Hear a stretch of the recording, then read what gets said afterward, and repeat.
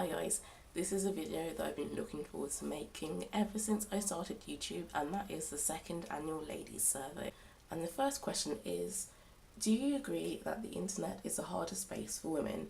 Why? Is it helpful or harmful to acknowledge that? And my answer to that is definitely, I would say it is a harder place for women. And the first example that comes to mind of this is the abuse that Caroline Criado Perez went through on Twitter. She is one of the co-founders of the Women's Room, which is a group in the UK which gets expert women in touch with organisations such as the BBC, and she was also one of the leaders of a campaign to get the Bank of England to feature another woman on a British banknotes. But after the success of that campaign, she got horrific abuse on Twitter non-stop. But it was just awful, and these were people openly admitting it, that they were doing it just because she was a woman rather, and she was making a fuss. She wasn't just being quiet and sitting in a corner.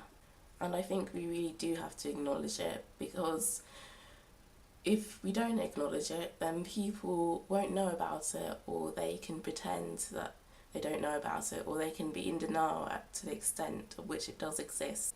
And the second question is, what is the most helpful book / article you've read / film you've watched / video you've seen this year about womanhood? And for that, I would pick Just Margaret's Scaling Back the Anger, a video that she posted on her YouTube channel.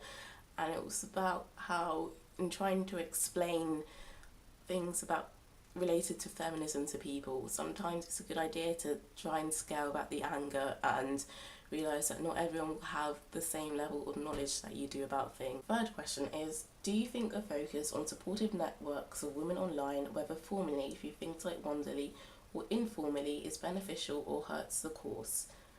My answer to that would be, is they're mainly beneficial, but ideally they should be used as a stepping stone, because the danger of things like that, it can be just women by women, but then just for women, and there's a sense that only women can watch it. But obviously we want anyone to be watching people who are creating good content. If the people creating the content happen to be women, then anyone should be watching them. The fourth question is, what have you done to support female content creators in the past year? Are things better now than they were then? What do you pledge to do in this coming year? I've talked about my favourite YouTubers on my Tumblr, and it happens that most of my very favourite YouTubers, because I do watch a lot, are women. Off the top of my head, people like She's So Mickey, who's one of my favourites, and so I've talked about them, and hopefully people have watched them off of that. I don't know if that's happened, and I pledge to just carry on talking about women on YouTube, and not, because we can't change anything unless we do talk about it. And I do want to carry on promoting, I don't know if promoting is the right word, especially since I myself have a very small audience, but I will carry on talking about my favourite people who create content, and especially if they are women. And the final question, number 5, is your favourite 5 internet females. And the first one that immediately springs to mind, who Rosianna also talked about, is Tavi Gevinson.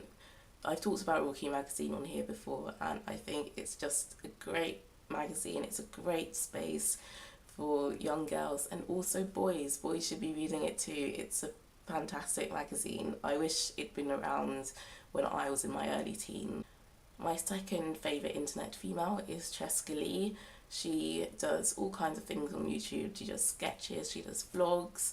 I'm picking her mainly because of her engagement in things that do affect women, such as she was one of the women to make a response to Jenna Marbles' videos on sluts. She's also talked about the Trayvon Martin case, and she's so good at explaining things, and it's so refreshing to see in the comments of her videos people having actual discussions, people having their opinions changed. My third lady is Rosianna, who I've spoken about before, who I've said is my favourite YouTuber, and I still stand by that. Obviously she's the one who's created this survey, which is creating lots of discussion, and it's actually doing something. And also on top of that, I just love all her videos as well. And my fourth person is Fern Riddle.